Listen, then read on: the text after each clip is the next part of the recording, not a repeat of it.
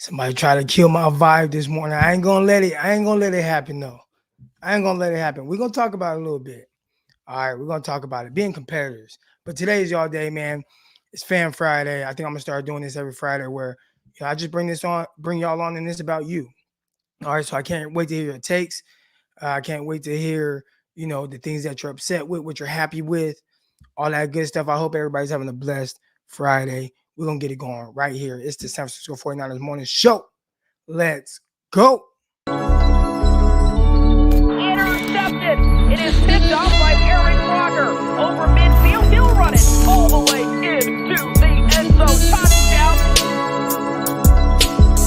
Cross Talk TV podcast. Peace.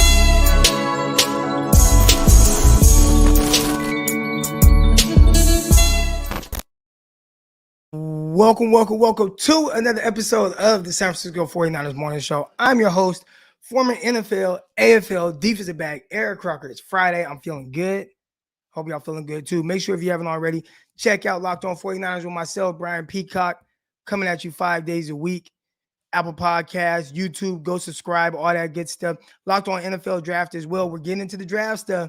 So if y'all want to know about prospects, Locked On NFL Draft with myself and my guy, Ryan Tracy. Make sure you guys tune into that. We got Jasper and Jamal. Make sure y'all tune into their first episode on this streaming platform, man. It's dope to get that going. And I got motivated, man. My guy Marcos, he does a lot of the behind the scenes stuff for me, cuts up the videos, all that. Helps me with emails and getting everything out and trying to really make this platform grow. And he sent me a video of Pat McAfee. And it was Pat McAfee talking about, where he started with his YouTube and just the channel and just, the people that he got to come together and what it is now. And I saw the numbers. I believe it was $130 million deal. And that's just one deal with FanDuel. And it's there, man. It's just about the quality and the content. I got to get better with my content, man. I got to go get that Pat McAfee money. But it was motivating and I wouldn't say motivating, but encouraging. It was encouraging to see that because he talked about just where he was 3 years ago and where he's at today. So we all know, man, we're going to keep this rocking, man. Frontline Sports. Appreciate everybody for all the support. Everybody that bought the hats, the hoodies. I saw somebody in the chat say, Croc, I got my hoodie. That's what's up. Let's go. You already know what it is, man. Of course, this show is brought to you by Underdog Fantasy. Promo code Crocky. Make sure you go over unders. We'll get into some of that a little bit later. Also, man, we got Manscaped. It's not Manscaped Monday. It's Friday, but manscaped.com. They got the new performance pack 4.0. When you use promo code Crocky, you'll get 20% off there. All right, so make sure you guys do all that good stuff, man. Do all that good stuff. But listen, y'all, today's about you guys. All right, but first I'm going to make it about me. Not about me, but I don't know how much of y'all follow me on Twitter at Eric_Crocker, but I posted this video of my son, and it's my son and his friend. And they're always competing. It always kind of gets heated. The trash talking goes back and forth. And my son dogged him to win the game, hit a step back through. It was actually a really nice move. My son's reaction got most of the attention, but the move was actually I was impressed by that, right? And I posted it. I'm just like, man, I hope my son can fight because they talking like this. You got to have some hands. And I got a bunch of responses there. You know what you get when a tweet kind of goes viral. When I say viral, there's I posted it last night and there's over 100,000 views. And to me, it's I like it in a sense of just like how much he cares, right? Just the competitiveness. Like to me, that's what, because I'm the ultimate competitor. Now, obviously, in ideal situations, you want him to be cool, but when somebody gets emotional about something, it's hard to tell them how to react. You know what I'm saying? So okay, my son, he talking trash to his homie or whatever. Homie got to take that because next time they see each other, if the little homie beats my son, then my son gonna hear it too. You know what I'm saying? And I got a bunch of responses or whatever, but this one girl was like, "That's excessive," and I'm like, "Maybe for you."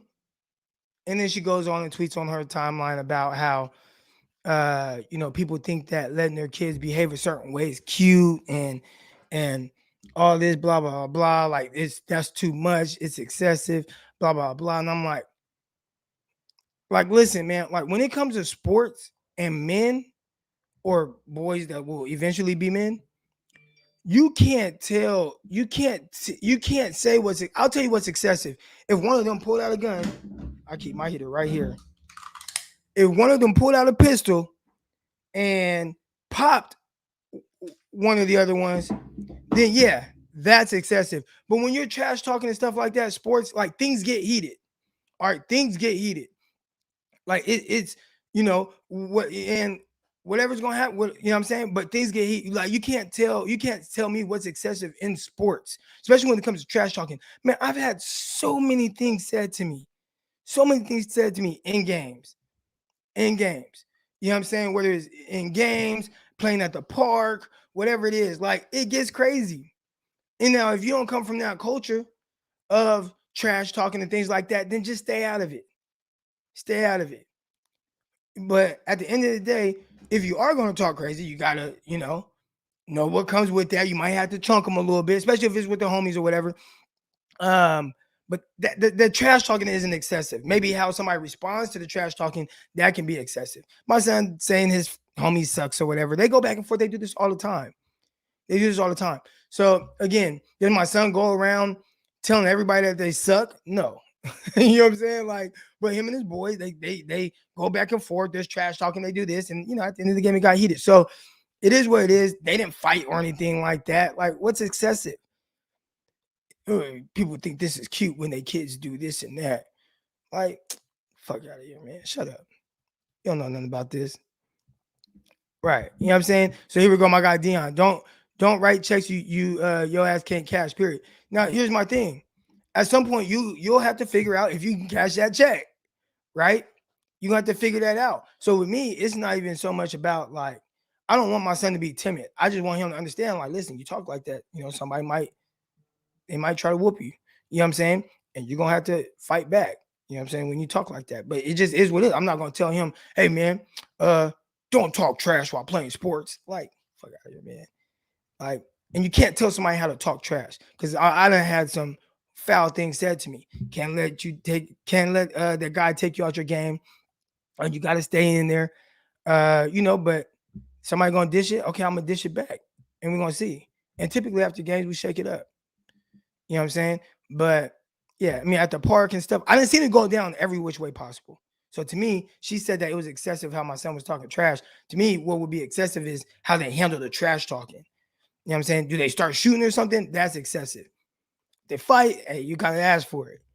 But at the end of the day, it's trash talking. And y'all that grow up with brothers, cousins, homies, whatever it is, like y'all know how y'all get.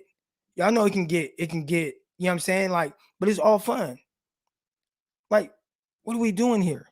And I don't want to get like disrespectful to the young lady, but I almost, and I don't want to be that like sexist person or whatever, but I don't think y'all females, like, you got to go sit down. Like, you can't tell men how to, you know what I'm saying? Like, trash talk in sports or whatever. Like, this not, go do whatever you're doing. All right. Anyways, my son's move, that was what was the most important, like, that was the best part about it. I was like, damn, that move was crazy. Anyways, appreciate everybody that's in the chat already. Man, there was some girl, man. I saw it on her timeline. She telling me, and then she go to her timeline and people think it's cute, blah, blah, blah. Like, shut up. I done played at every level. And it gets real with the trash talking. Whether it was me I'm from Stockton, California, Valverde Park. Whether it was me at the park, whether it was me on an AAU basketball team, whether it was me on the football field, college, pros, whatever it is, there's going to be trash talking. You can't tell me how the trash talk is excessive. The only excessive reaction would be to shoot somebody. All right, but anyways, appreciate everybody in here, man. RIP Damaris Thomas. That probably should have been the first thing that I mentioned when I came on here. 33 years old, and that hit different. You know what I'm saying? I'm 34. And for someone to lose their life like that, I see my guy Charles James on social media. I don't know Charles James personally, but we've interacted, we've done bet against each other all the time. We follow each other on social media. We have our little back and forth with who we think is going to win. And he's an entertaining person, but I understand his hustle, his grind, where he came from, and not where he came from, like personally, but like just undrafted rookie free agent, making a career out of that. And just, I could tell, he wears his heart on his sleeve, but I could tell, and I want you guys to send prayers out there for my guy Charles James and everybody affected by Damaris Thomas' death. Those things are extremely unfortunate. I don't know why. I don't know how. It sounds like he potentially could have been dealing with something. But y'all say a prayer, and I think that's a big part of this platform, right? Y'all coming on and talking about how we feel. We do the flames and everything like that to do a check in on the mental health. But I put it out there to y'all on numerous occasions. If you are ever feeling some type of way or whatever, like, and you feel like you don't got nobody to talk to, you always got me. So you DM me, I'll shoot you my number, whatever it is, whatever y'all need, man. Like, holla at me, and we'll talk it through. And I understand this is somebody that understands, and I don't understand because of me personally. I guess personal, relationship with my wife, and what she went through being in a bad, mental state. So, you know, whatever it is, and I see somebody say seizure. All right, so he's dealing with seizures. That's what happened with Damaris Thomas. That's unfortunate. Saw that he was found dead. Really, really sad. Uh, but yeah, whatever it is, if you're going through stuff and whatever, holla at your boy, man. DM me. Don't feel like you got to go through that stuff alone. Man. But today's about y'all, man. Today's about y'all, and I want y'all to come on and whatever you're feeling on this Friday. You want to talk about the 49ers Bengals. Clearly, this is a 49ers show. That's what this is about. If there's anything else you want to touch on now, if I get a bunch of people on, obviously we can't take too much time on one topic, but I would love to have y'all on and give y'all this day. You guys listen to me talk for 4 days out the week, typically 5 days. Y'all listen to everybody else come on and talk about the 49ers, sometimes good, sometimes bad. I want y'all to come on and just talk about whatever's on your mind. 49ers, otherwise, marriage. You got marriage. You want I can be Counselor Crocky. Whatever it is. Obviously, this is a 49ers show, but whatever it is that you guys feel the need to come on and talk about 49ers or other, you want to pay respect to Damaris Thomas. It's not somebody I've ever come across personally. I don't know him personally or had any type of interaction with him, but definitely hearing those things and understand, like, damn, 33 years old, and I'm 44. I mean, I'm 34. That's tough. And I think sometimes it hits different, just understanding how, like, we all got our death date. You know what I'm saying? We all do. And here we go. Got my guy Dion coming on. Dion, good morning, fam. Hey, good morning. Good morning. What's going on, man? Oh man, I'm blessed. I can't complain. How you doing this morning, bro? Hey, same thing, man. Hey, blessed and highly favored. Glad to be alive, brother. I want to start off by saying, man, rest in peace to, Demarius Thomas, his family. Hopefully, prayers up for them. That's a hard task to be able to lose, a son, a brother, an uncle, a father, whatever he was to anyone in his family. Um, Right, and to be honest with you, bro, like people out there, mental health is extremely important. Like you got to be right, otherwise it's hard for you to treat people right. You know what I right, mean? And I watch I Am Athlete with Brandon Marshall and Channing Crowder and Fred Taylor, Ocho. I those dudes, they do a check in. Literally, how are you right, mentally? How are you spiritually? How are you financially? Business wise. Those are things that are very important, man. You got to keep up with them things in life, because at the end of the day, it's going to wind up, catching up to you. And the one thing that you have to understand in this world is if you don't have things right mentally for yourself, it can be projected on the others. So you got to be real mindful and real careful with that. And that affects you in every facet of life, whether it be work, whether it be home, just walking down the dang street. hell, the trash talking. You know what I mean? So, Yeah. as far as the trash talking, while you on the field, man, please. I used to do that shit all the time. I didn't care. And I ran track of all things. So you would think like, who trash talks on the track field? Nah, man, I just did what I did. Hell, I had a dude I knew was faster than me. I looked dead at him and I was like, hey man, your mama fine as hell, bro. And he looked at me like, what? I beat him though. And when we got done with that race, he was looking at me, he was like, bro. And I was like, what? He was like, "Man, why you had to say that?" I'm like, "Say what about your mama?" I ain't even gonna front you. I said that to get inside your head. It worked, but I ain't gonna lie, your mama is fine though. So it was just it's something it's something that happens in sports, man, and it's all good. Sometimes it can go a little far. See Cortland Finnegan and Andre Johnson. Your mouth Right. ran too much, and you got ragdoll. But Right. for the Bengals game, man, I'm gonna keep it a buck. We got to run the ball. We got to get back to that. Yeah. And that's basically what it is, man. Run the ball, keep Jimmy to under 25 throws, and I think the defense is real solid, man. Aziz is balling. I heard they're working on a new contract for the young man, to keep him there for the next couple of years. And, you know, for everybody out there, man, as much as we want certain things, we know we're not going to get them. So Jimmy's the quarterback for the rest of the year. We got to deal with it. Just let the Lance thing go. I know Yeah. a lot of people want to debate it, but it's pointless. The dude is out there. He gonna be there. He could throw 5, 6 interceptions. Kyle will trot him right back out there the next week, and we just have to keep dealing with it, man, until the end of the year. So we'll do what we can. I think this is a winnable game. Joe Mixon is a little bit banged up. You got Joe Burrow with his thumb, being beat up, and these are tasks that we know we have in front of us. You got to tackle T. You got to get in front of T. Higgins. You got to make sure that you take care of Jamar Chase. You got to make sure you're ready for Joe Mixon.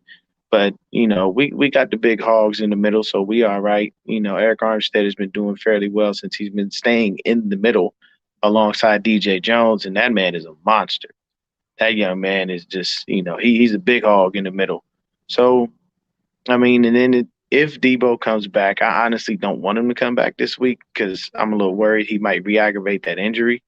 So if anything, if he comes back, just limited snaps so he doesn't have to push too hard because he runs ridiculously hard. And when you do that and you have a hamstring injury, re-aggravating it is very, very likely. But I would just say that, man, run the ball, make sure Jimmy don't throw it more than 25 times on defense. You know, keep the run slow down and do what you can to, make sure that T. Higgins don't get on top of you and make sure that Jamar Chase don't get busy. I believe we're going into this game with Dante Johnson and Josh Norman. Kwan will be our slot guy as always, but we're gonna do what we can to win this game.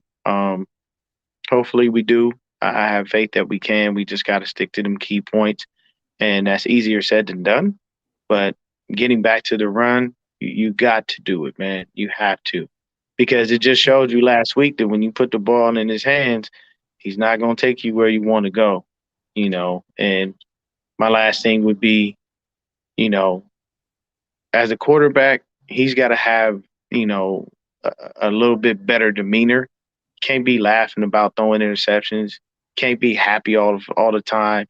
Like when the game is over, you got to be, like you got to look at it and be pissed off about it. You can't be okay with a bad performance, even though you got one foot in the door and one out. Still, at a bare minimum, do right. I have a brand new job that I'm going to in January. It doesn't mean the job that I'm currently at, I'm just gonna start acting like I don't care and be trash at it. No, I'm gonna still do whatever I can because maybe if I need that job later on down the line, and in the situation, I know I can go back to it.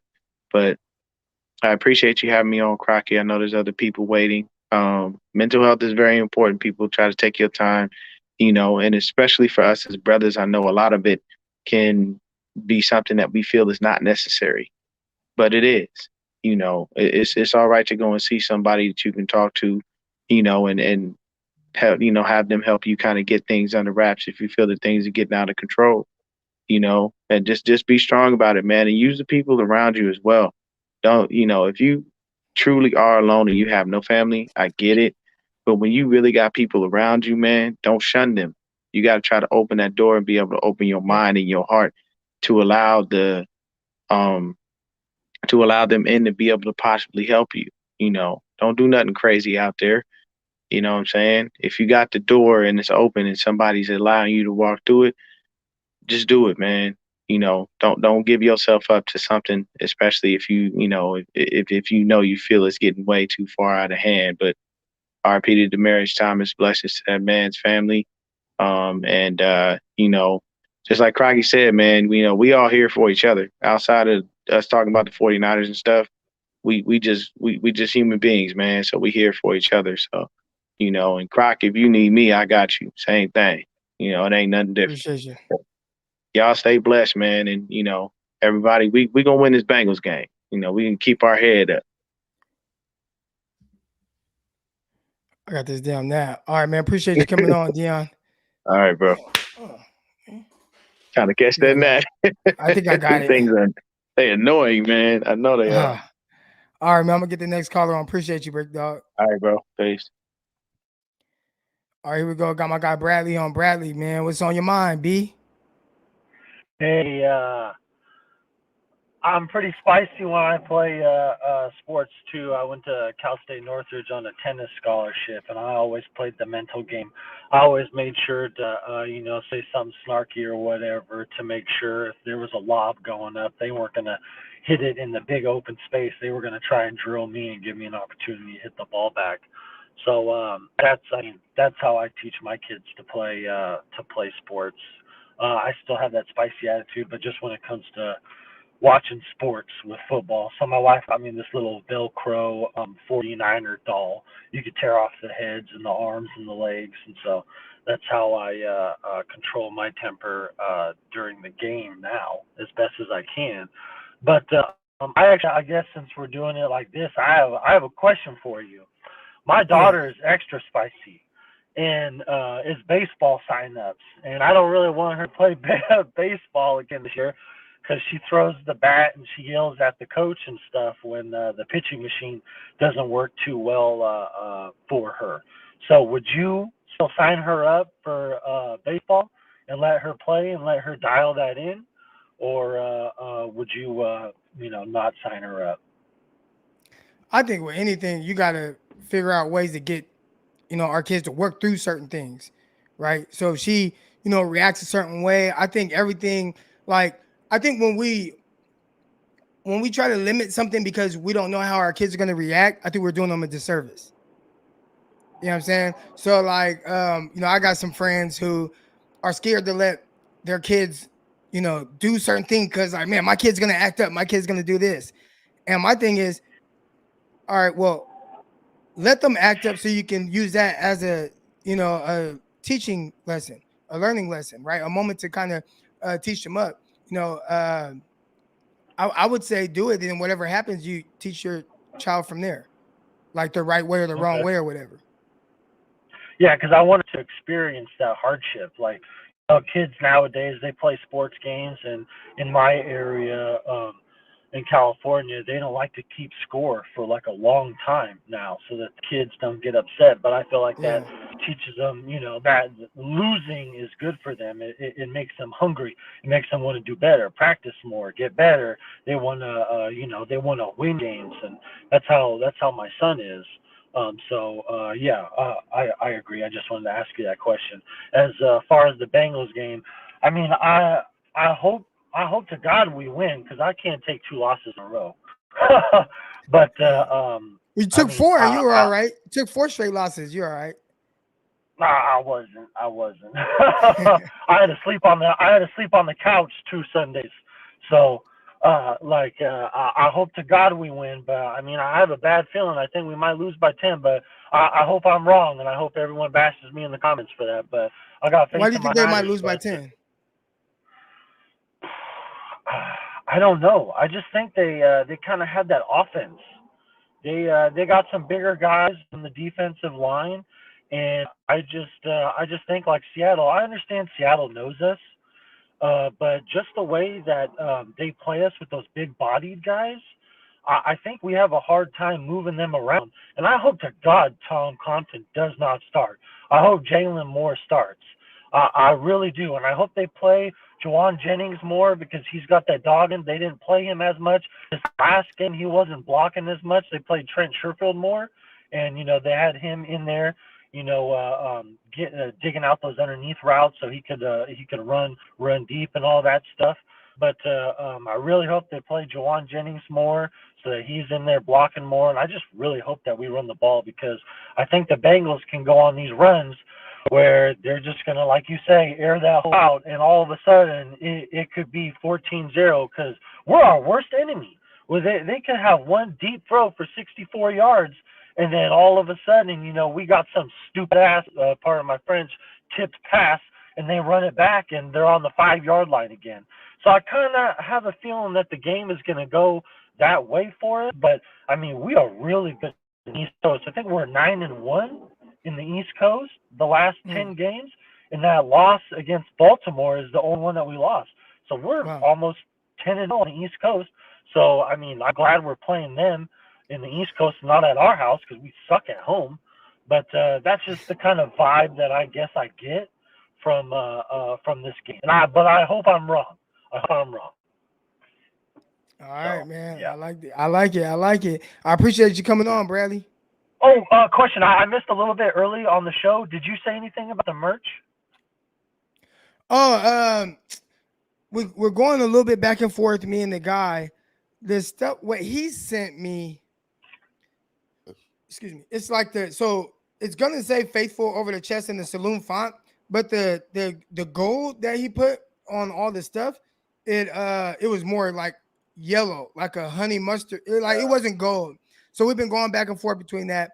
But as soon as he gets that final copy of what it's supposed to look like, I'll post it so you guys can see it, and then we'll go from there. Get a legit mock-up. But yeah, it was more like this yellow and not gold. So I was like, nah, that ain't it. That ain't the color I'm looking for. So we'll good.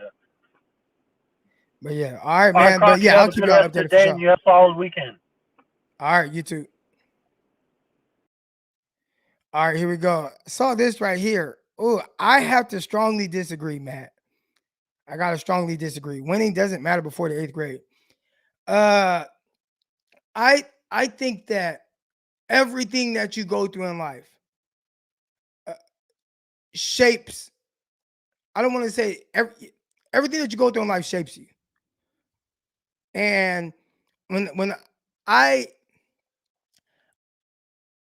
compare everything, I relate everything in sports to life, everything. So to me, it's, how you, like I tell kids all the time when I'm training all these athletes, right? And all these athletes, they think I'm training them to become better athletes. And yeah, I am. But I'm also training them to become better people, like to be more mentally tough, like to understand, like when workouts get hard, like, when life gets hard, right? Like workouts get hard, you got to push through those things. In the games, there's going to be, times that get hard. How have you been mentally conditioning yourself to push through those hard times in games, right? To be able to do it in games.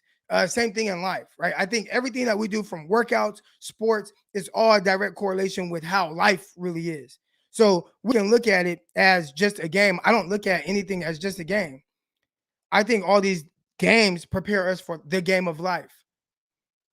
All right. So winning doesn't matter before 8th grade. I have to disagree because I think, whether you're in the 3rd grade, 4th grade, 5th grade, I'm always teaching my daughter, there's always a lesson, especially from a loss or how to handle a win. And I think those losses and wins that you teach them how to go through, yeah, it starts off as just sports, but eventually it turns into their life and how they have to work and the work ethic they have to be successful in other avenues outside of sports. So that's why I disagree. That's respectfully, but I appreciate the comment. I appreciate the comment. But I can't just say in sports because to me, I think that everything in sports is the direct correlation of life. I hope that makes sense. Now, it doesn't matter if you win or lose in the sense of that trophy. No, I don't think any of that stuff. You know what I'm saying? Like that trophy, no, but just like the work that you put in to win, right? Like, I got a 5-year-old daughter, right? And she's eventually, she's gonna start working out. She'll work out whenever she feels like it. That's how she does. But sometimes, she'll work out, and I'll tell her like, good, like, like that's how you have to work out. Like that's how you have to work. It's the same thing in school. Like the work ethic that you have in school, you work hard, you're gonna get good grades out of it. Like, it's like saying, well, you're in the 3rd grade, your grades don't matter. All right, no, it matters, right? Because it kind of shapes certain study habits and things like that. Moving forward, you get to understand like how you have to work. So that's kind of just my thoughts on it. Not saying you're wrong. I just respectfully disagree. Rich, what's good? Rich, how you doing, man? What up, Crocky? Oh man, I'm chilling. How you doing this morning? Oh, not too bad, not too bad. I just wanted to touch on a couple things. First, the trash talking. I watched the video. I kind of found it funny.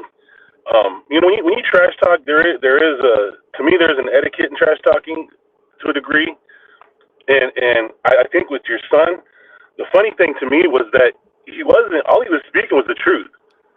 I mean, if the dude was 6'2", all he's doing is mentioning that he's 6'2". I mean, there ain't nothing wrong with that. Even it's part of sports, man. I mean, growing up and playing basketball and football, I got trash talked more by my coaches than I did by the players. And I remember one coach, man, rode me all the time, and he'd tell me, "Oh, it's only I only yell at you because I love you," and I'd be like, "Coach, can you love me a little less?" What I mean? Yeah. But it did make me a better player because it makes you, sports is a lot of mental aspects, and I agree with what you said. You've got to be able to be mentally focused and mentally prepared in order to be successful in sports. There's just no ifs, ands, or buts about it.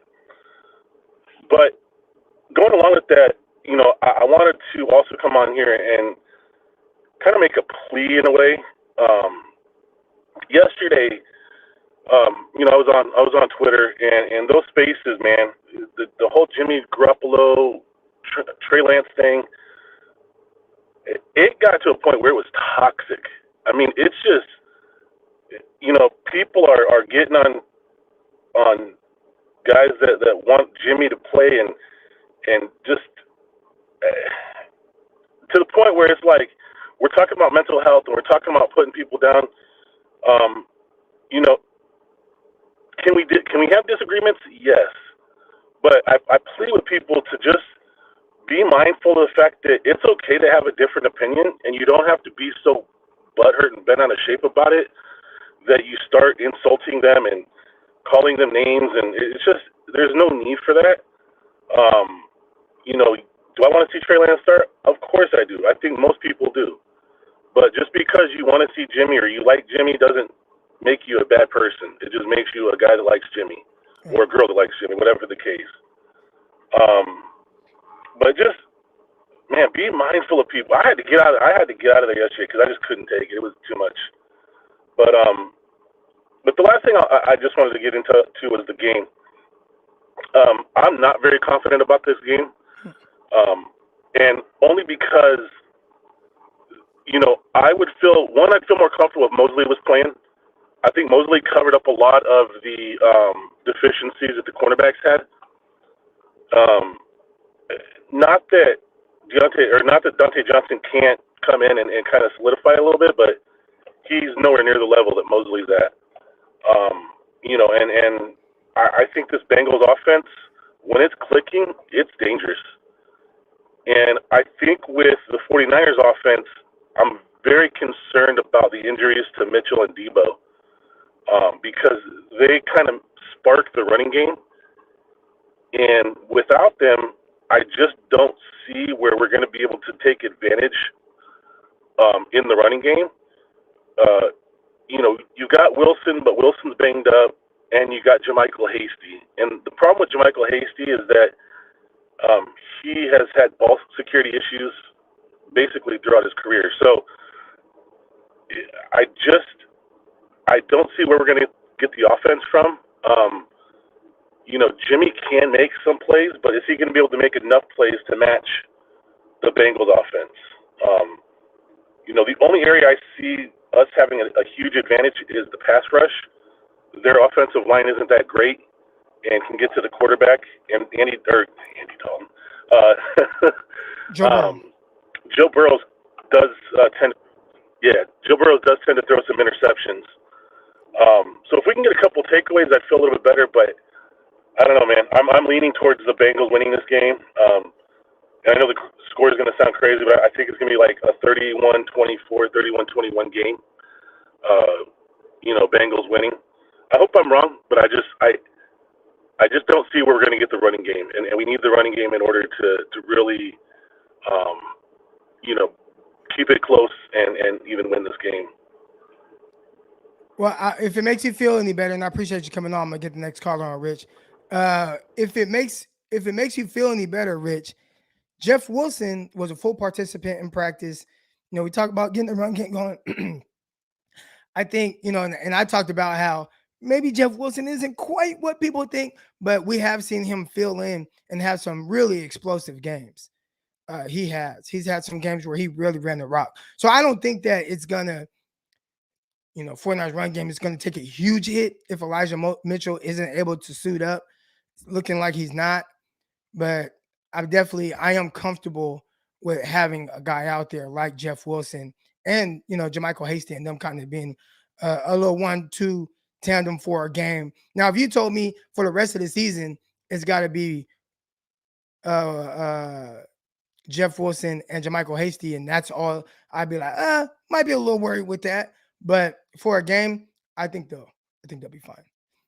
I'm about to get to the next caller real quick. I wanted to get to a couple comments. I got trashed by a coach, and one time he threw a football at my head and got fired.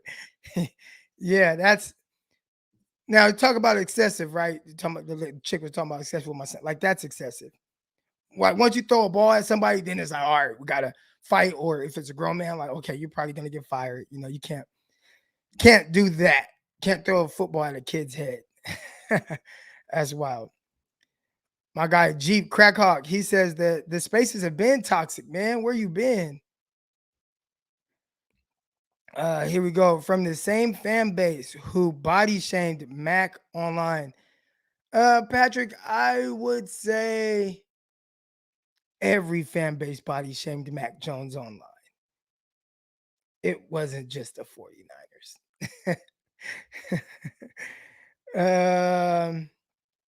Here we go. All right, here we go. Let's get into the next caller. My guy Darius. Darius, what's good, man? Good morning. Hold on. What's going on, man? Hey, Croc. Yeah. Hold on, real quick. Let me get to this real quick. How do you know the Patriots fans didn't body shame Mac Jones?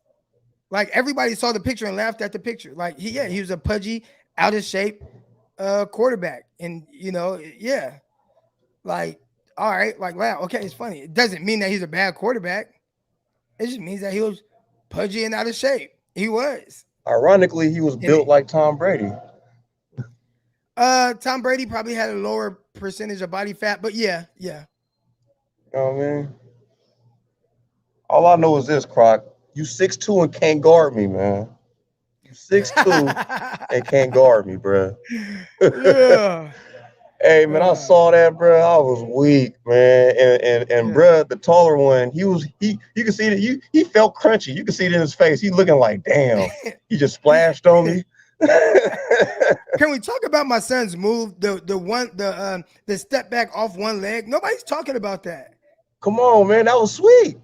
He hit him with the jab step, drop back that 1 foot, that old school Dirk Nowitzki fadeaway with the leg kick out. That was sweet, man. Earlier in the week, though, right? I'm glad you had this topic today. This talk what you want to talk about, because it's been on my mind. Earlier in the week, you was talking about as far as we need discipline. And these are grown men, you know what I'm saying? This ain't high school no more where you have to run wind sprints after practice. How do you coach discipline to these people? Like, how do you do that in NFL or even any type of level at that advanced level like that? I think and again, I'm not saying everything that I say is right or what other people think is wrong, or this is just my opinion. I think one of the biggest ways to instill discipline is to hold people accountable. Right? The more you get away with something, Okay. the less likely you're going to be consistent with being disciplined within that. Right? Like the less likely you're going to like my wife and my baby mom's like think I just want to whoop the kids. No, like my son Juice, I whooped him. I whooped Juice 2017, I believe it was. Haven't had to whoop him since. But he lied. He lied to my wife about something, so he got a spanking. Right now, Right. maybe some people might think that's excessive, but I never wanted him to lie to my wife again. He has not, to my knowledge, lied to my wife since. Even when I could tell he doesn't want to say that, he'll say it because he remembers that moment. Right. So I think sometimes when, well, Johnny, don't lie to your dad again. He's like, yeah, fuck out of here. I'll lie next week. Like, you know what I'm saying? Like, so to Right. me, that was my way of getting through to my son. Kyle has to figure out his way of getting through to his athletes. With Brandon Ayuk, I think his thing was maybe that was him holding them accountable, right? We're gonna hold you accountable. We're gonna discipline you. We're gonna talk about everybody's gonna know what's going on, and it's on you to make sure that whatever it was that to get you to that point, you're not doing that, right? And so I think that was his way. Now, how do you do that with your whole team? Did you do that with him just because it's like, well, Brandon Ayuk he's super talented, so we're gonna hold him. He's super talented, so we're gonna hold him to a high standard, and we're gonna talk about it. And hey, we're gonna push him. And hey, we told him he needs to get better. He needs to get better. Are you doing that with everybody else too? Because everybody has a higher level that they can play at, right? I don't want to say higher level. Mhm. Everybody has like the peak of what they potentially could be at a time or another. So are you doing what you did with Brandon Ayuk to get everybody else to whatever it is or as close to their peak as possible? And I think if you hold everybody accountable to those same standards, I think that's when you potentially can instill more discipline in your team. A lot of it has to do with culture. Again, I talk about playing for the San Jose SaberCats, winning that ring, right? Yes, The sir. ring right here. Discipline. Appreciate you for it During too, man. walkthroughs, Appreciate you for during that. Oh yeah, for sure. During walkthroughs. Now again, this seemed to me it seemed go back to what that chick said. Excessive. Like professional athletes usually is not like militant. It's not real militant. But this was the first time that I had been a part of like a militant ran organization. Like when we were doing walkthroughs, you could not talk. You had to stand behind the line. Like, but I tell you this, and after every play, you had to turn and sprint 10 yards, like during practice after every play and instilled this like level of just discipline within the team. And nobody could see us. Nobody. But we the most disciplined team out there. But it was how we practiced. It was how the coach held everybody accountable. It was how you felt like even when, bro, we lost one game all year. We had one of the greatest seasons in Arena League history. We had one loss.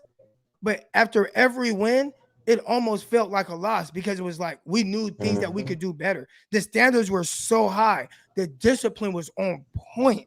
So maybe Kyle just has to figure out a way to instill that discipline to where he's having more consistent wins. Because right now, if you look at the 49ers, when they do lose, it's a lack of discipline.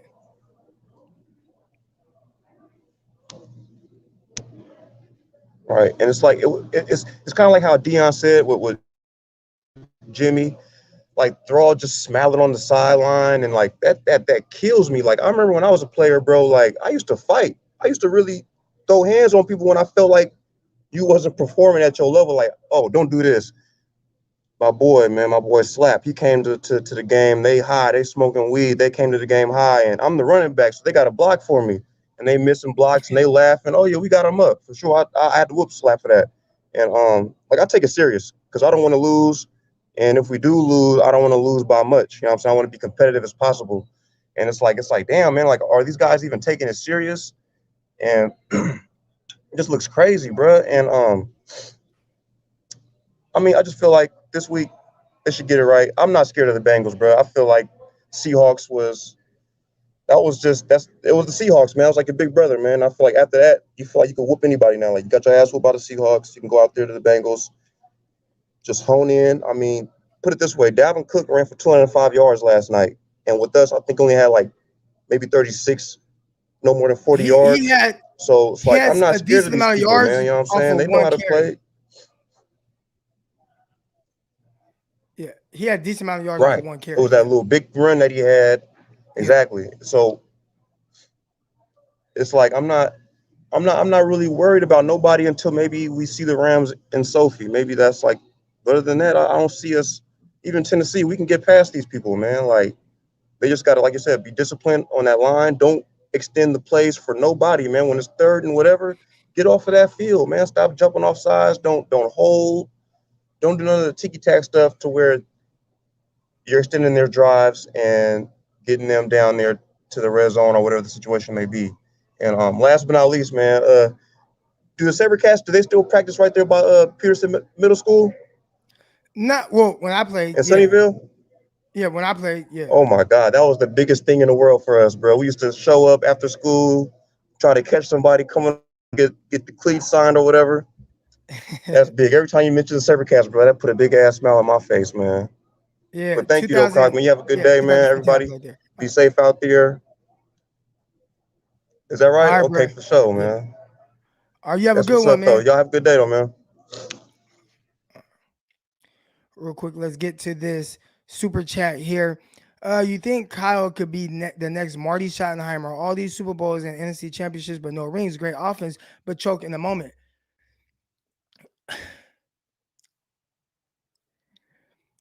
It's hard. Like it's a very simple question, but it's kind of loaded. I've always been a believer in if you can get there, you can win it. So if you can get to a Super Bowl, you can win a Super Bowl. I think at that moment it's just good versus good. I don't know if Schottenheimer was Schottenheimer the coach of Buffalo when they were going to all those Super Bowls, or Schottenheimer the coach of the not LA Chargers but San Diego Chargers when they were good. Can't think of it off the top of my head. But anyways, it's tough, man, because when you get to the biggest stage like that, in the Super Bowl, it's good versus good. And I don't know if it's necessarily choking. I think if you look at what Kyle did, I think that can probably be more considered choking in the sense of, your offense in Atlanta was up 28-3. Your 49ers team was up, 10 points with like 6 minutes left. So I think 7 minutes left. I think that's kind of a meltdown, and that could be more considered choking, but it's tough because in my head, it's good versus good. I think ultimately you want somebody that can get you there. I think my biggest issue with Kyle Shanahan right now would be just the lack of consistency with having the potential to get there, right?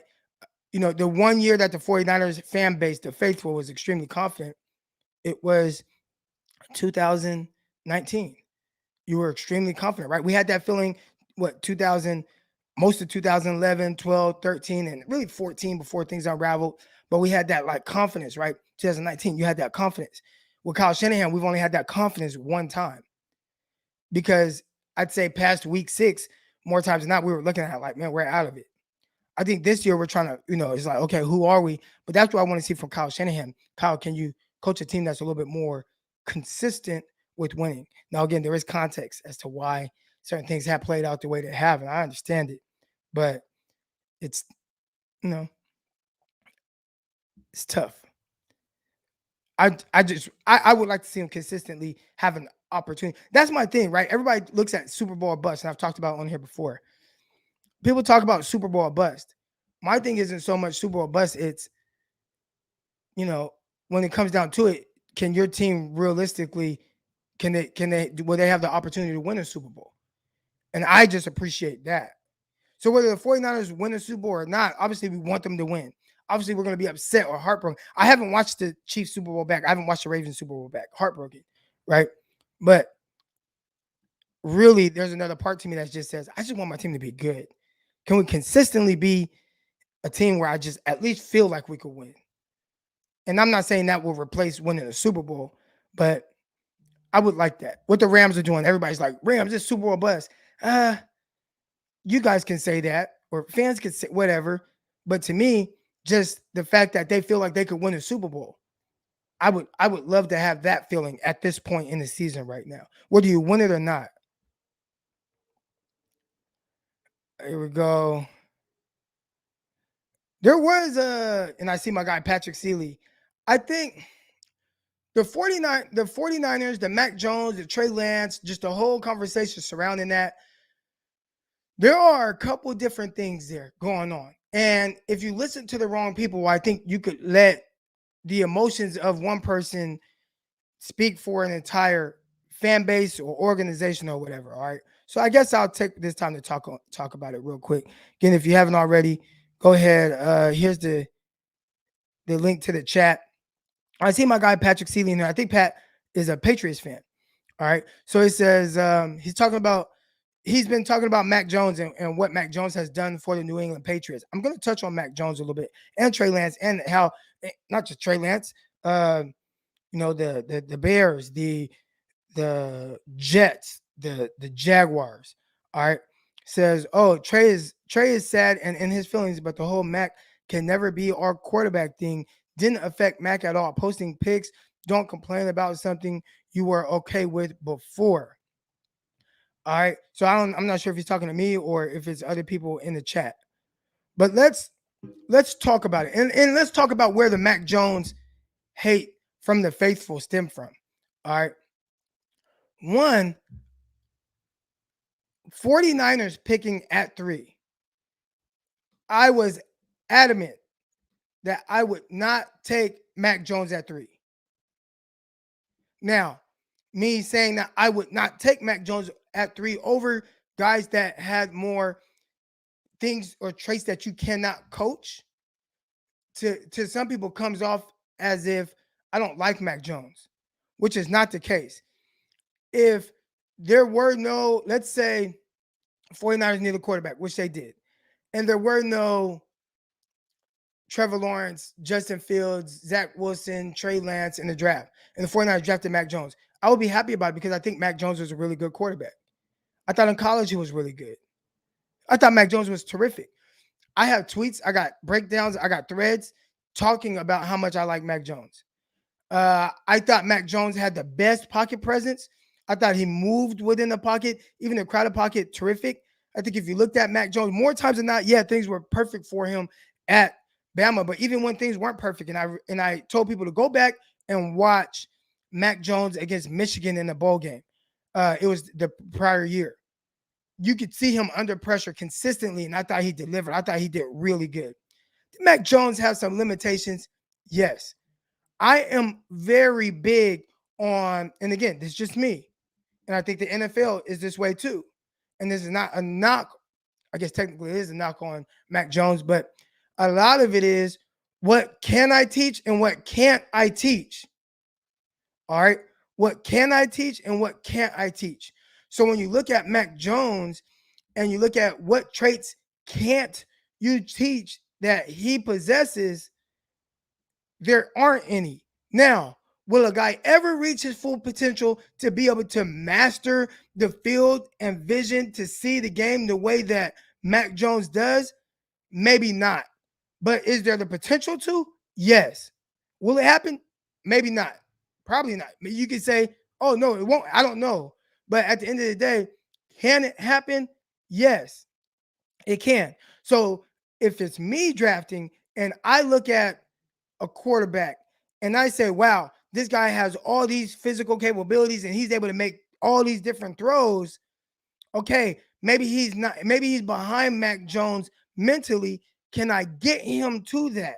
So now you figure it out throughout the draft process. You put them on the board. You see how he sees the field. And if all those things match up, and I think I can get it to that point, then yes. Then from that point, okay, I take this guy over Mac Jones. I think a lot of people, I think Mac Jones got caught in the crossfire of, should he be taking that 3 with what he is as a prospect? And I think that's where the pushback was. Or 2 or 1, right? Because right now, Mac Jones has been the best quarterback, right? Mac Jones has been the best quarterback rookie quarterback in the league right now, and one of the better quarterbacks in the league. I think right now, Mac Jones is better than Jimmy Garoppolo. All right.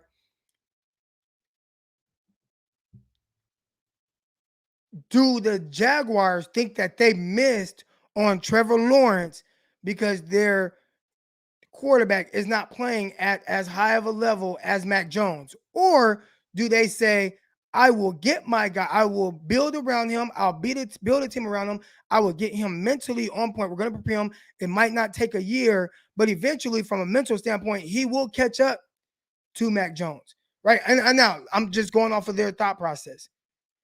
If you feel that Trevor Lawrence will catch up to Mac Jones mentally, then we're talking about a whole nother level of ability from a quarterback standpoint.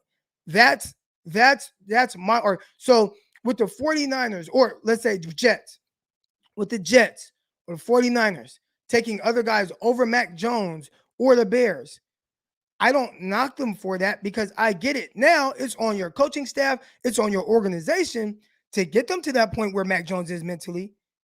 And if you do, then those quarterbacks are more dangerous, right? There is a question as far as will they be able to do that? Maybe they never will. Maybe they never will. And maybe Mac Jones will just hands down be the best quarterback in this class. And I wouldn't put it past him. He was a terrific quarterback in college. But I'm just telling you the mindset of looking at prospects. It's like for the same reasons that Justin Jefferson wasn't taken as high as a CeeDee Lamb, a Jerry Jeudy, a Henry Ruggs. That wasn't to say that Justin Jefferson couldn't be the best receiver. Jalen Reagor was taken ahead of him. They saw things in these other guys and said, hey, there's more potential. Okay, I see Justin Jefferson does this now, but hey, there's this and that. And hey, they were wrong. And maybe everybody that passed on Mac Jones will be wrong. We'll know in a few years. But that's kind of the pushback on why people were hard. Now, as far as the pictures and things like that, people got in their feelings. I can't tell you why. I don't know why to that standpoint. But there was definitely a lot to like about Mac Jones. I'll say this, and this is how I look at ceilings. All right. I don't know what Mac Jones' ceiling is. I don't know what Trey Lance's ceiling is. I don't know what Trevor Lawrence's ceiling is. I don't know what, you know what I'm saying? I know in the sense of putting a cap on it, right? In the sense of putting a cap on it, even with Mac Jones. Now, you know what Mac Jones' ceiling is from an athletic standpoint, a mobility standpoint, maybe someone that's less likely to, do some things off script, or, we saw in their code, they relied heavily in that snow. They said, we're not going to throw the ball at all. We're going to run the ball. Now, some people would say, well, they were ahead, so why would they run the ball? Oh, they're running the ball well. A lot of the run game came off of one big play. I mean, they had like an 80-yard run off rip, and they stuck with it. There were times on 3rd and 7, 3rd and 6, they just ran the ball, damn near giving up on it down. Well, we'll see if we get the first down. If not, we'll just punt it away, right? But I do think there's something else to that as well. I think it was like, well, playing in this type of weather isn't a strength of Mac Jones. Not saying he can't throw the ball in it, but we don't think that's necessarily a strength of his. So we're kind of gonna take the ball as him. Same thing happened to 49ers against the Green Bay Packers in the NFC Championship game, where the 49ers ran the ball. They threw the ball 8 times with Jimmy Garoppolo. And I think most people would say, well, why throw the ball more than 8 times if you're able to run for 300 yards or whatever it was? And my thing was, it's not nothing. It's not nothing. Mac Jones' ceiling, he could very well be Tom Brady. The way I look at things is this. I look at it from this standpoint. And we'll talk about Mac Jones, Tom Brady, and stuff like that. And I'll bring you guys on as well. And we'll get into some of what Steve Young said as well. Mac Jones could very well be Tom Brady. I think one thing Tom Brady's the greatest ever. All right, so he's the greatest ever. But what makes Tom Brady so great is not his physical capabilities. It's not even how he sees the field and all that. It's Tom Brady's relentlessness to outwork everybody. You could be great, X's and O's. You can do good. Okay, I know to get the ball here. But when the shit hits the fan, what's going to take you over the top? And when you look at Tom Brady is the ultimate competitor. Nobody prepares like him. Nobody. From his mind, his body, to his work ethic, there is nothing like it. And there's nobody like Tom Brady. He's almost like a maniac. You can't, like, it's like, that's what makes him great. That's what makes Tom Brady great. It's one thing to just, smart and okay, this and that. He's a maniac. He's a maniac.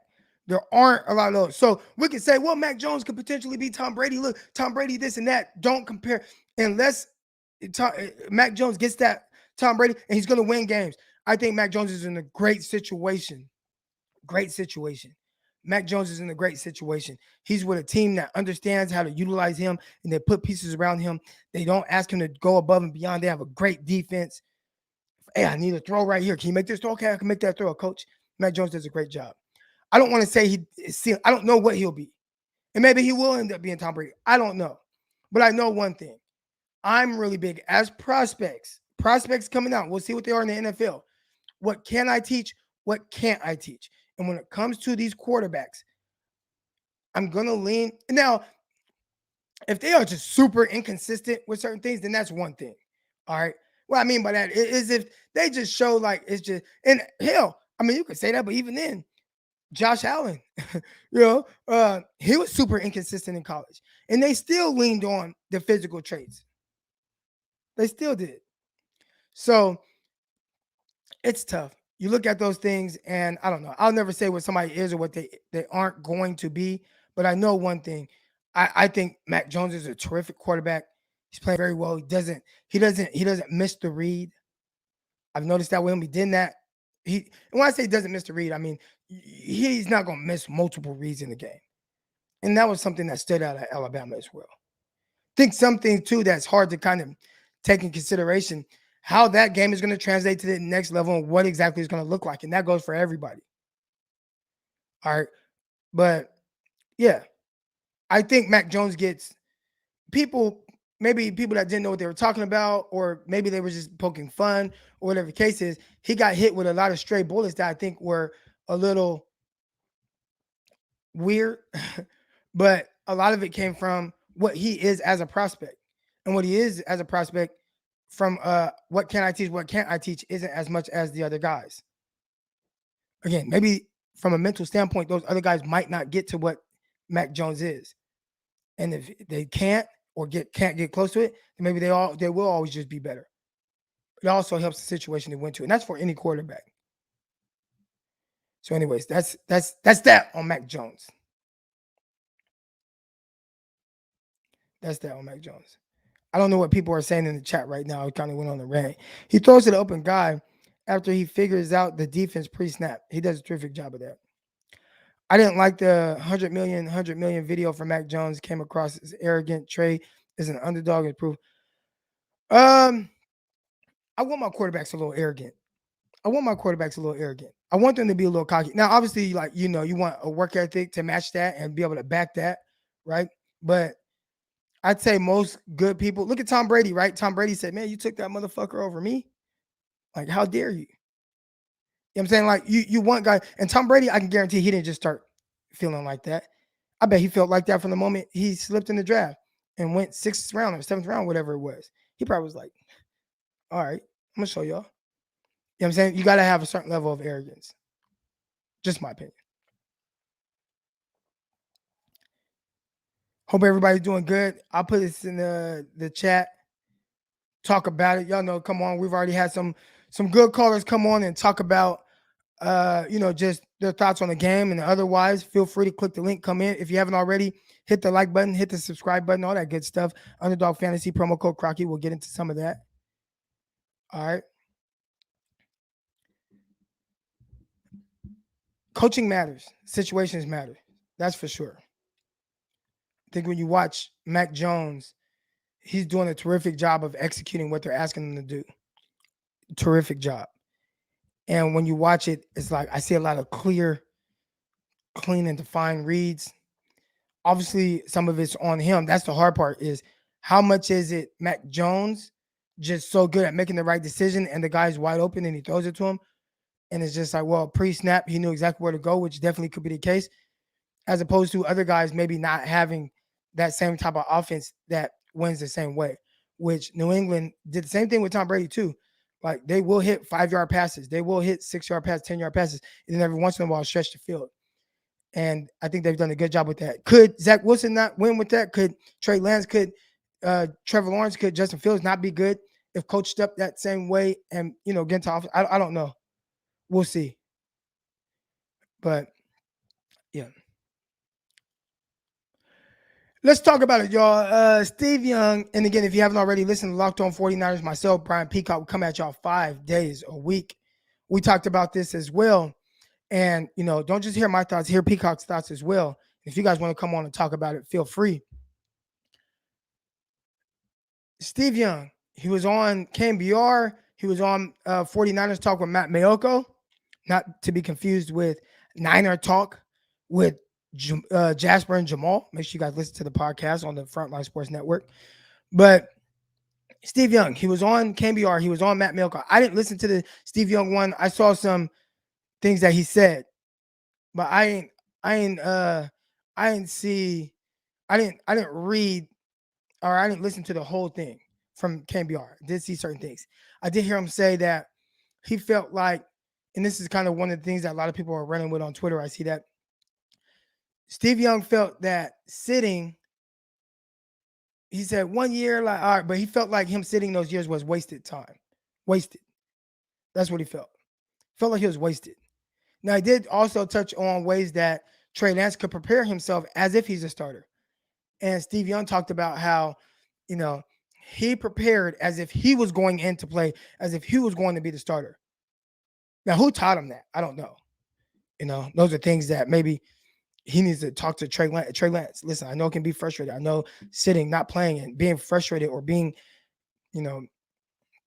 disappointed with not playing, you could, how that could feel and how that could wear on you. But you have to prepare as if you are the starter. Steve Young talked about being disappointed and running sprints after games just to kind of break a sweat, feel like he did something. He talked about wasted years. That's one of the things that people are kind of putting out there as far as Trey Lance sitting. Comparing that to Steve Young's situation was different. You got Joe Montana ahead of you. Now, he also said, and I don't see a lot of people touching on this part of it. He also said he feels like everything Kyle Shanahan is telling us about Trey Lance is that Trey Lance is not ready, because if so, he would be playing. I have a little pushback with that. But I respect Steve Young's opinion, and who am I to tell a Hall of Famer that he's wrong with how he's taking it? But there's a couple of things I think add context to that, all right? And again, he's saying, well, they traded all this capital, so that means they want you. They did everything to tell you that Jimmy Garoppolo is the guy, or not the guy, excuse me.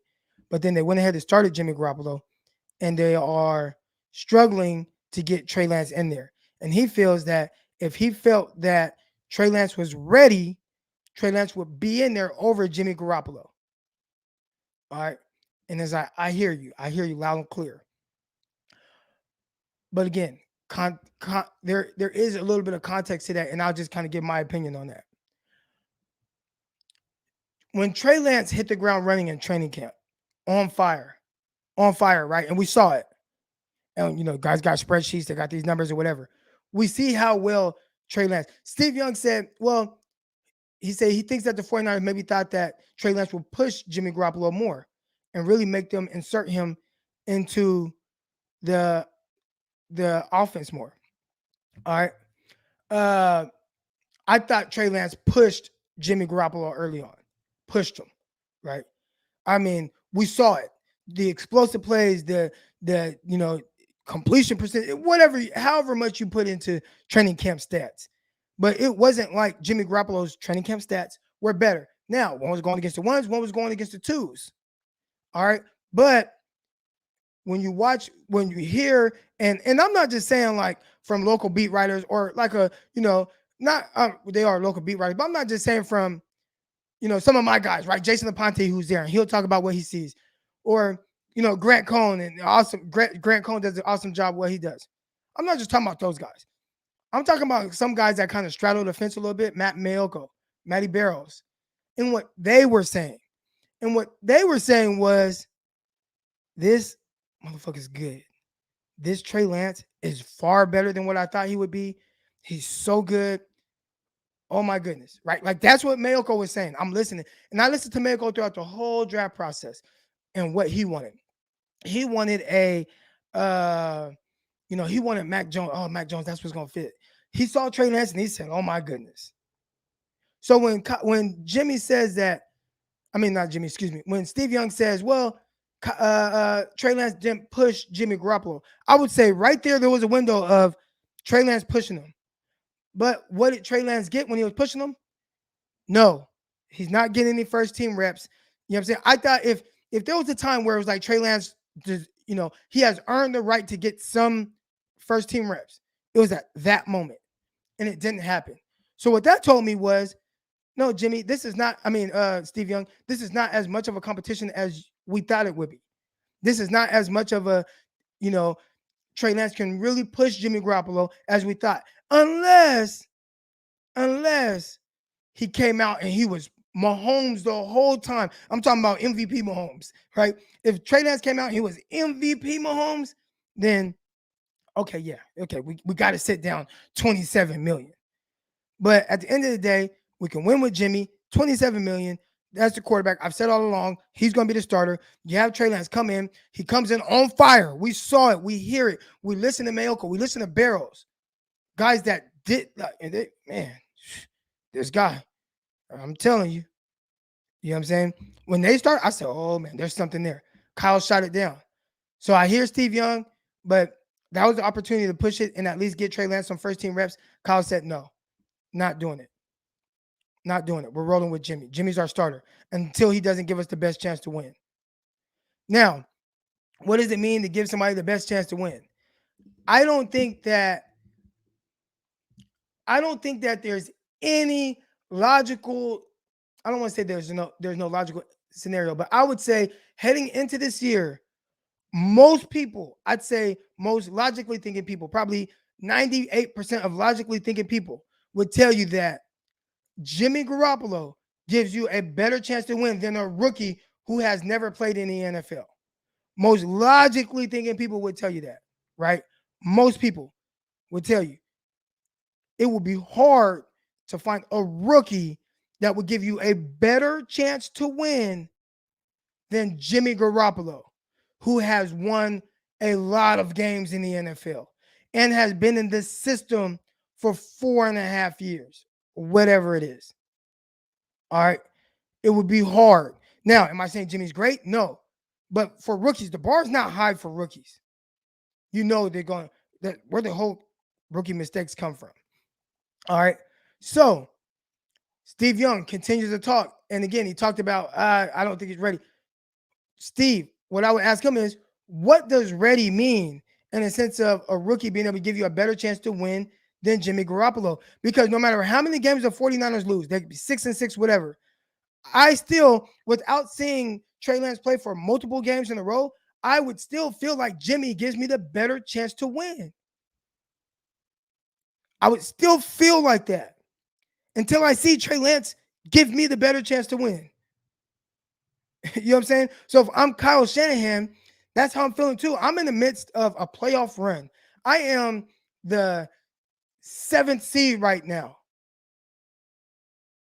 I still feel like Jimmy gives me the best chance to win. I agree. My pushback has been this season has not played out how we expected when you have Jimmy Garoppolo as a starting quarterback. So that's why I would, when do you start saying, well, it's not what we expected? Maybe we do go with the rookie and give him an opportunity. I don't know if he's going to do that because the 49ers still have a chance to make the playoffs. So I hear Steve Young. And I will agree that Kyle Shanahan does not think Trey Lance is ready. My pushback would be, what the fuck does that mean? What does it mean? Of course, Jimmy, until I see Trey Lance win multiple games, until I see that, and I see the consistency, I'm not going to feel like Trey Lance give me a better chance to win than Jimmy Garoppolo. But how do you see that? Maybe people think, well, you just see it in practice. I don't know if it's that simple. Because just like these guys are making rookie mistakes in games, a lot of these guys, I'm pretty sure Trey Lance is making rookie mistakes in practice. I don't know. So I agree with Steve Young, but then I don't agree because I don't know what the fuck that means. I don't. He's not ready. We know he's not as ready. That's the thing. Is he as ready to win as Jimmy Garoppolo? That's the question. And I think most people would say no. Most logically think people would say no. Trey Lance is not as ready to win a game as Jimmy Garoppolo. And I know some people are tired of having this conversation and why it keeps coming up. It's going to continue to keep coming up. You drafted a guy 3rd overall. You trade up hella draft capital, and you have Jimmy Garoppolo, who's not playing great football. Is Jimmy the reason why 49ers are losing all these? No, he's not. Talked about earlier, it's a very undisciplined team. That's the reason. That's the reason. I hope all that made sense. I respect what Steve Young said, and I understand it, and I get it. I get it. Now, my guy Darius, he says, this would all make sense if we didn't give up so much for Lance. That's true, but where they messed up is keeping a $27 million quarterback on the roster that wins games. That's where they messed up. Because in their heads, and probably in a lot of fans' heads, regardless of all that, like Jimmy, because we've seen it, he still gives you the best chance to win, regardless of how much draft capital you put on Trey Lance or put into Trey Lance. You know what I'm saying? So we've seen it. We've seen Jimmy win. We have not seen Lance win in the NFL. So our mind, if you're logically thinking, Jimmy, no matter how much you gave up for Lance, Jimmy gives you the better chance to win. Until he doesn't. Got my guy and Vincent. I'm really I think I already saw it. Oh, you said the magic words. I think it's pretty simple. Lance threw 300 passes at a D2 ball. This roster still has a shot to make the playoffs and some noise. Jimmy gives because better chance to win. I don't think it's hard. Vincent, here's my pushback, or my only thing I'm going to really push back. I hate, stop calling 1AA D2. It's not D2. I played at Division 2. I played Division 2 football. 1AA is not Division 2 football. Listen, who was it? Who was it that beat Washington this year? Was it Eastern Washington? Did Eastern Washington beat? Who was it that beat Washington University this year? Hold on. Eastern Washington schedule. Hold on. Was it Eastern Washington? Hold on. Bear with me, guys. I'm getting there.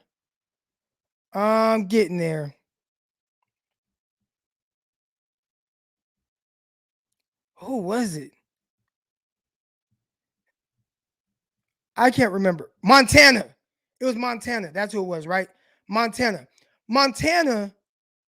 a 1AA school, beat University of Washington. D2s, if you're at a Division 2 school, you are getting throttled. I'm looking at the camera. You are getting throttled by Washington if you're a D2. 1AA, you got a chance. They are not the same. And everybody says that. I keep seeing that. Oh, he played D2 ball. No, he played FCS ball. He played FCS, not D2. I played D2. Now, did we beat some 1AA schools? Yeah, we beat. I played in front of about 50,000 fans my junior year. We went and played Southern University, SWAC school, 1AA, and we beat them, and we were a Division 2 school. But what North Dakota State was, they can potentially go and beat a University of Washington. They're not the same. But everything else, I get what you're saying. Now, here is some other pushback. And, just as a plain devil's advocate. Simple, Trey Lance only threw 300 passes, but then he says in D2. See, so. But yeah, I'm sorry. I had to push back on that. Appreciate everybody that's in here right now. If you haven't already, hit the like button. Hit the subscribe button.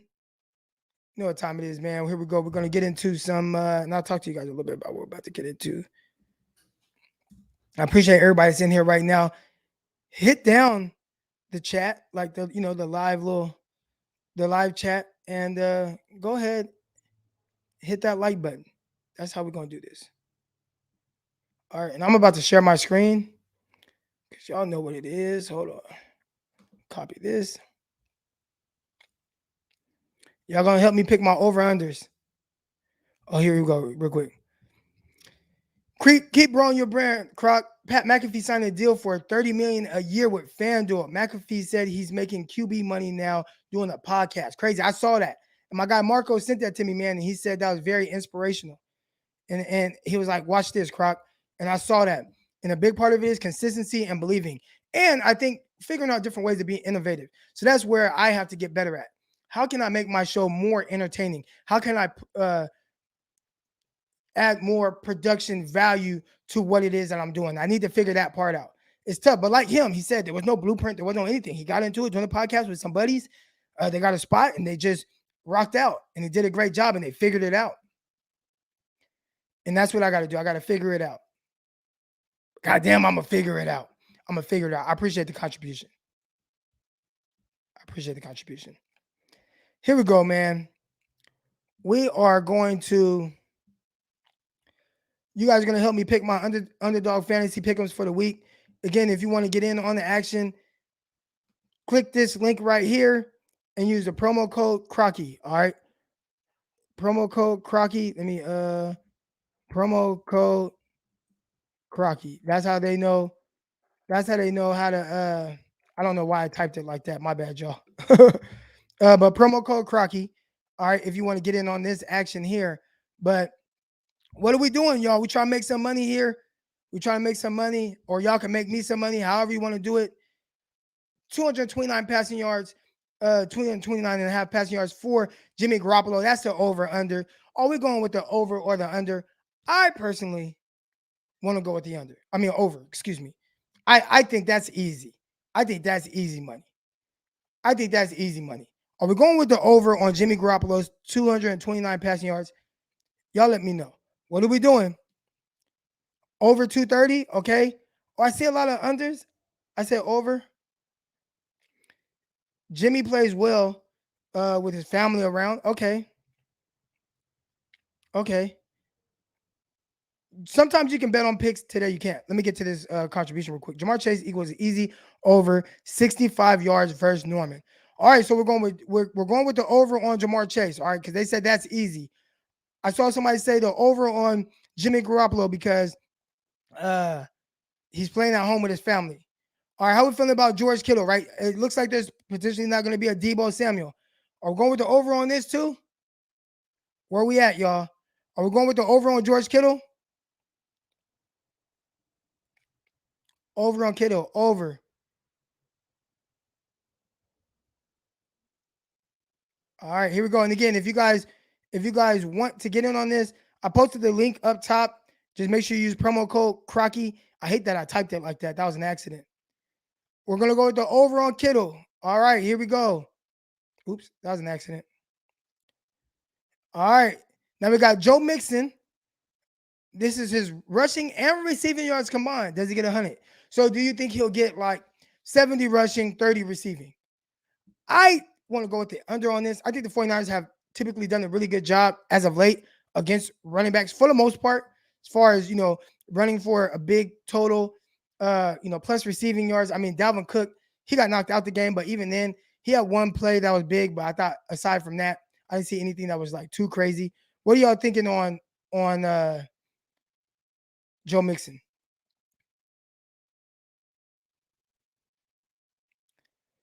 Mixon under. I say, Matt, you think over? I'm saying under. Under for Mixon. All right. Here we go. And last but not least, Joe Burrow. Will you throw for over 250 yards? Joe Burrow, 250 yards. Will you throw for that? Now, here's the thing. And I know everybody think about 49ers secondary, but we have to keep this in mind. I know there's some injuries. The 49ers have only given up one 300-yard passer all season. 49ers are 5th in the league against passing yards. So if we go over on Joe Burrow, we're doing something that, guys aren't really throwing for a bunch of yards against the 49ers. They're not. No matter how you feel about the Niners, guys aren't really throwing for a bunch of yards. But y'all are saying under or over. There is the fact right here, too, about his hand. So there's that aspect of it as well. Burrow averages 260 a game. All right, y'all, we're going with the over. All overs. Oh, no, we got the under on Mixon. All right, so what's that going to do, man? Once you do that, put in how much we're going to put down. All right, I got $45 in my account. I'm going to put 10 on this. $10, the payout is $200. All right, so I'm putting in 10. The payout is $200. All right, let's make some money, baby. Submit, confirm, boom. And if you want to get in on this, y'all, you already know what to do, man. Underdog Fantasy, download the app or go to underdogfantasy.com. Use promo code Crocky, CROCKY, and you can get in on this action as well. Go make you some money. I see all the screenshots y'all send to me with everybody making money out there, man. Get your money. Let's go. Let's go. All right, we're going to stop the screen share. I appreciate everybody that's tuned in today. Let's make some money, y'all. Joel is under. Man, that's what I'm thinking, but everybody says over, so I'm going to go with the over. We'll see. We'll see. I'll probably have another parlay where I do pick the under. But that one right there is the one for us. I appreciate everybody that's in the chat right now. I appreciate everybody that came on live. I'm going to get out of here right now. I got another podcast I got to attend to. Shout out to everybody that tuned in this morning, everybody that contributed to a show. And make sure that you guys talk, man. If there's things you're going through mentally, talk to your people. You know what I'm saying? Reach out to people. Love one another. Stay competitive. Stay all that stuff. Stay faithful. The merch coming soon. I appreciate everybody that tunes in, man. Hey, the Pat McAfee stuff definitely was I liked seeing that. So that's gonna do it for this episode, man. Promo code Crocky. All that good stuff, man. I love y'all, appreciate y'all, and I am Intercepted. It is picked off by Eric Walker over midfield. He'll run it all the way into the end zone. Touchdown. Cross Talk TV podcast. Peace.